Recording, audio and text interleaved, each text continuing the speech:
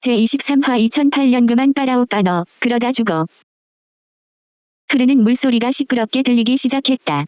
눈을 떴지만 상황 파악이 되지 않았다. 너무 어두웠기 때문이다. 다시 눈을 감고 호흡을 가다듬었다. 그런데 쉽게 숨을 들이마실 수가 없었다. 목도 아팠지만 물리적으로 가슴이 답답하게 느껴졌기 때문이다.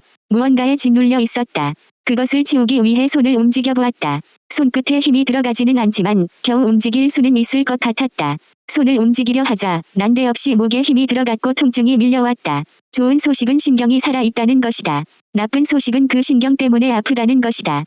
만감이 교차하는 그 순간에도 숨을 쉬기가 힘들었다. 그러면서 촉각 정보가 전해져 왔다. 인간의 피부가 나를 누르고 있다는 걸 말이다. 그제서야 나를 짓누르고 있는 존재가 사람이라는 걸 확신했다. 왜냐하면 상대의 긴 머리카락이 나의 뺨을 어지럽게 타고 내려가 있었기 때문이다. 겨우 왼쪽 손을 들어 나를 누르고 있는 사람을 만져보았다. 싸늘하지만 부드러운 살같이 느껴졌다. 대체 왜 옷을 벗고 있는지 모르겠지만 골격은 영락없는 여자였다. 그녀의 등을 타고 계속 더듬어 보았지만 반응이 없었다. 나는 계속해서 촉각 정보를 수집하려 했지만 더 이상 손을 뻗어 더듬어 볼 만한 부위가 없었다. 이제는 몸을 움직여 그녀를 깨워야 했다. 나와 맞닿은 그녀의 심장이 움직이고 있었기에 죽은 것이 아니었다. 그녀의 뒤에 올라가 있던 내 왼손으로 가볍게 등을 두드리며 의식을 확인해 보았다. 저기요. 정신 좀 차려보세요. 저기, 정신 차려보세요. 저기요.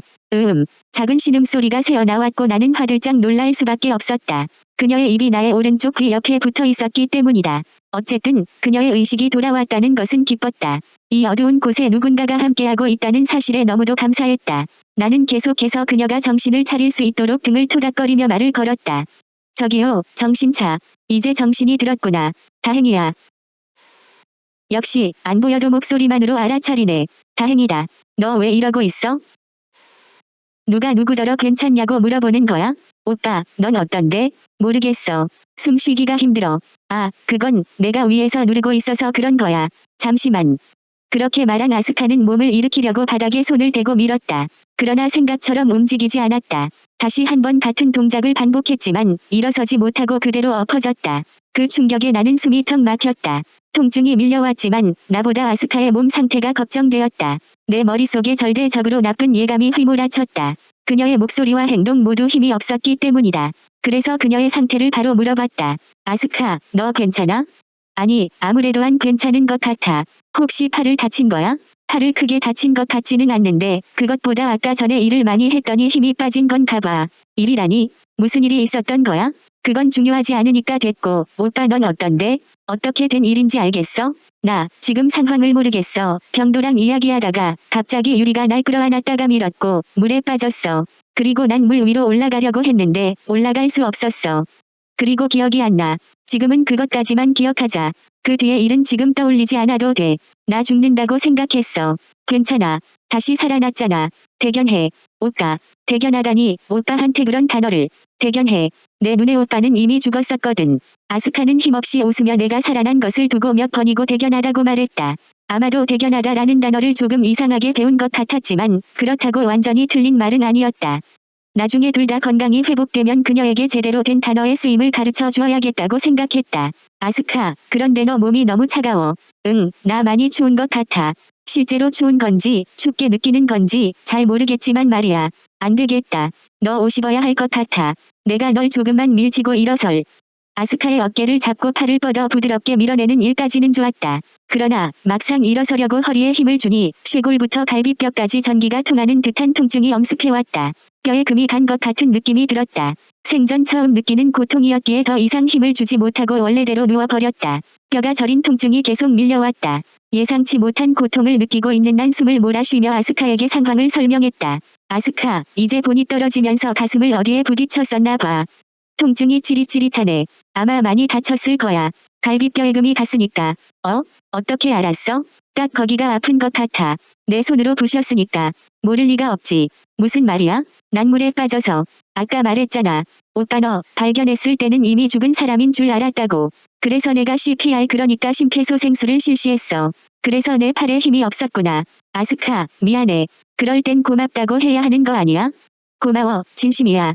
그래, 고마우면 소송은 하지마. 원래 심폐소생술의 기본은 갈비뼈가 부러질 정도로 눌러야 하는 거니까.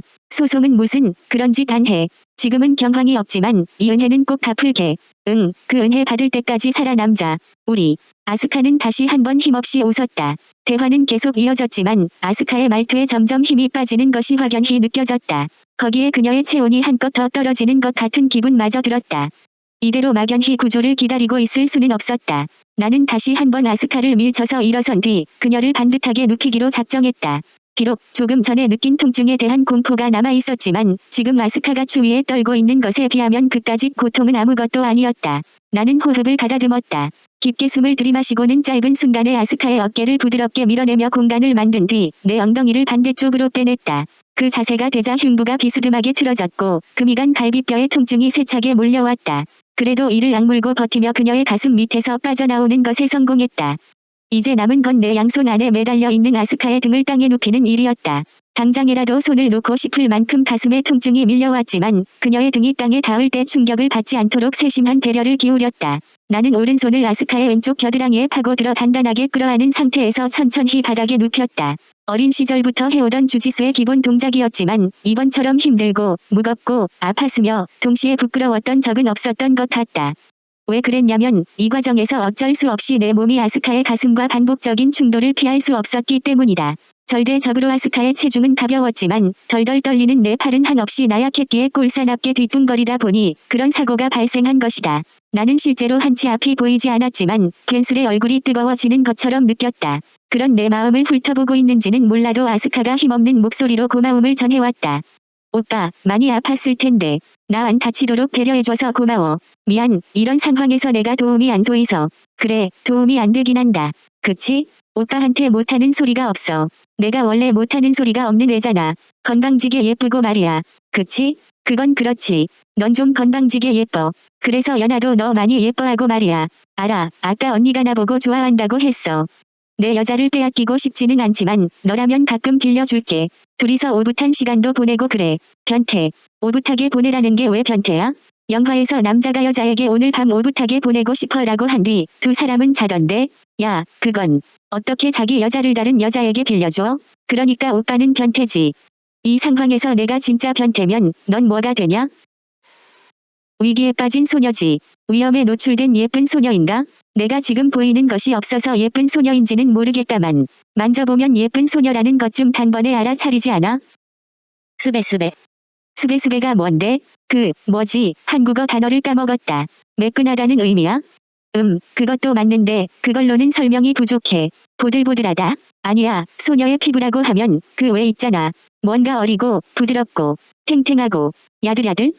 맞아. 그게 적당한 것 같아. 매끈매끈하고 야들야들한 느낌? 뭔가 이상한 것 같지만 그건 나중에 국립국어원에 물어보는 걸로 하자.